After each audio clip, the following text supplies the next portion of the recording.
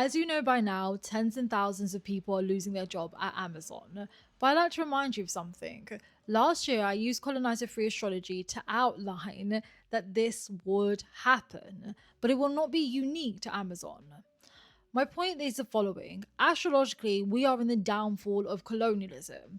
Colonialism is literally a financial venture that will utilize oppression, extraction of wealth, exploitative work practices, just so it can keep greedily hoarding wealth. You losing your job is actually a fucking miracle and a blessing, even if you don't feel it now. You know what? Go and grab a cup of chai, get comfortable. Let's have a candid cosmic chit chat about why we're only going to see more of this kind of stuff, but it is not bad. It is the necessary instigation of the revolution. Let's go, hibiscuses. I want you to understand Jupiter going through the 9 types of Gemini instigates the next workers' revolution. All the shit they are misusing when it comes to AI and technology in order to essentially normalize ushering people into very exploitative work position just because they are impoverished and just happy to have some money instead of none. All this shit is going to backfire on them. So please do not feel any type of way. Your future is very, very bright, but you need to know some distinct things. Because again, there's a direct karma, and I mentioned this a lot, about something called the karmic prison. So from 2025 to 2028, essentially, there's this really potent time where however we have been complicit in the harm of other people, it purges up. And it also deals with people making a series of choices that not only imprison them, but their descendants. So you being kicked away from the oppressor and a machine that causes so much harm to the rest of the world is probably a blessing in disguise, and you can take these skills and not work for another oppressor, but do some really cool shit. So a reminder, in Vedic astrology, Jupiter symbolizes the following. So it's technology, it's lawsuits, and most importantly, it's poverty. Okay? Now, the other side of it, it's going to begin in Mrigasira. That's Gemini type 1 to 2. Now, Mrigasira is ruled by Mars. It deals a lot with winning wars through strategy, information, and knowledge. Don't forget that point. The second thing is Mrigasira deals a lot with agriculture, land, nature, environment, right?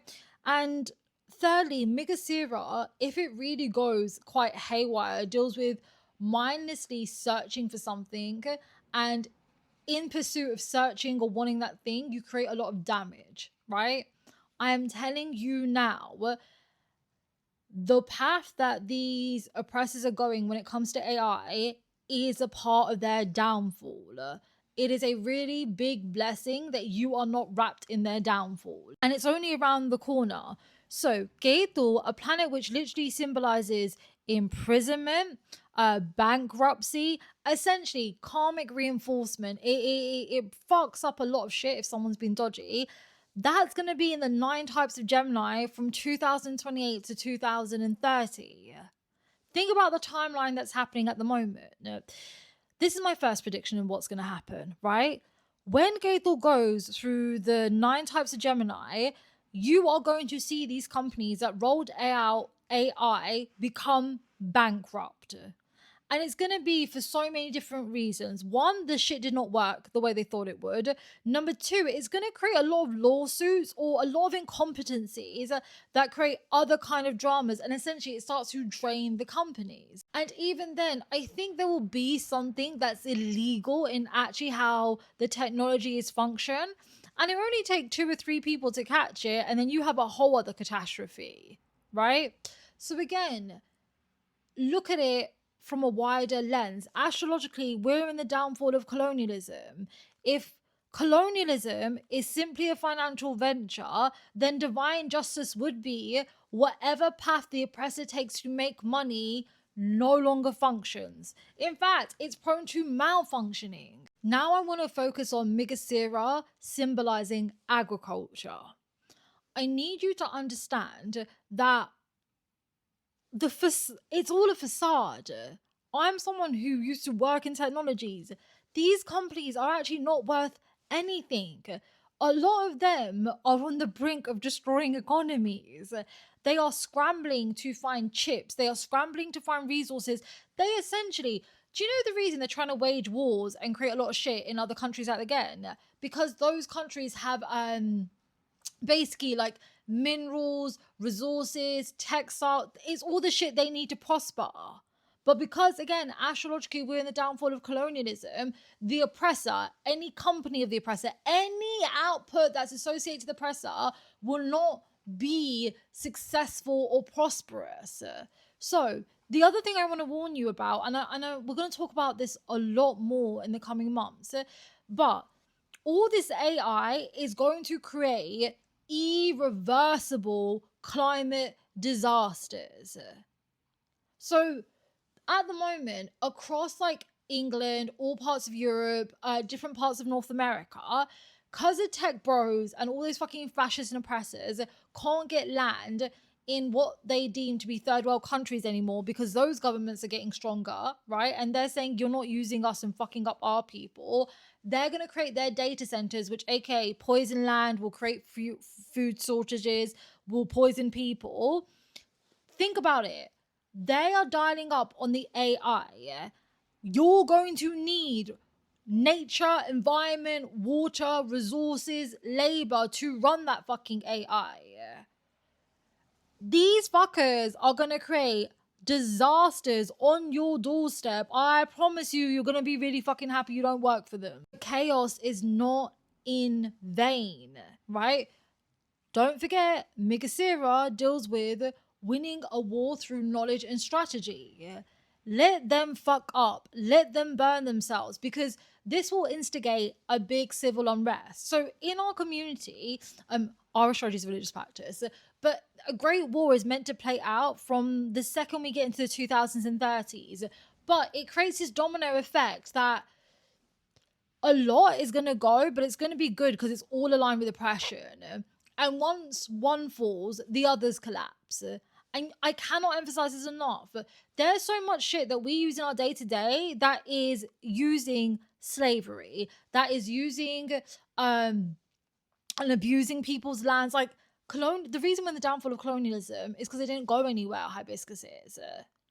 But this is my thing. Like, allow them to fuck up. Don't take it personally. Everything's about to start crumbling on them. This shit they're doing now ages terribly. And again, going back to this idea that they create all this fucking chaos that then creates civil unrest, and that civil unrest is truly the pathway to true justice and liberation. I want to speak a little bit more as to why they're doing this, even though it's very evident these decisions are not going to age well. Look at it like this, right? I think the framing of fascism is really interesting because they always try and show it that they're reclaiming power and like we need to keep our money for ourselves, when the reality is they are broke. And the reason they are broke is because the economies always ran off the exploitation of foreign countries and foreign workers.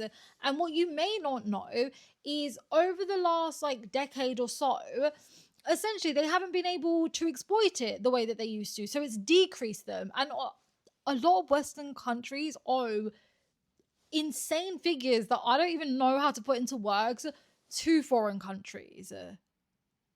So if they're no longer able to exploit those people, don't you think they need to create new slaves?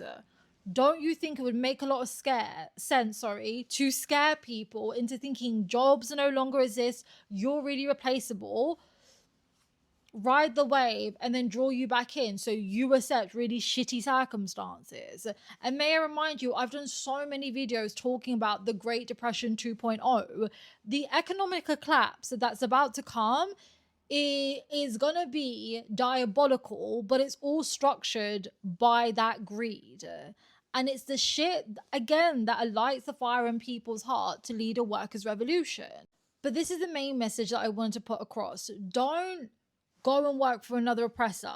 Take your skills, take your talent, take your knowledge, work for yourself, work for ethical companies, create good. Because anything that's aligned with oppression is going up in flames. Follow me from part 2 so you can understand how they're going to try to save themselves, but it's not going to work out.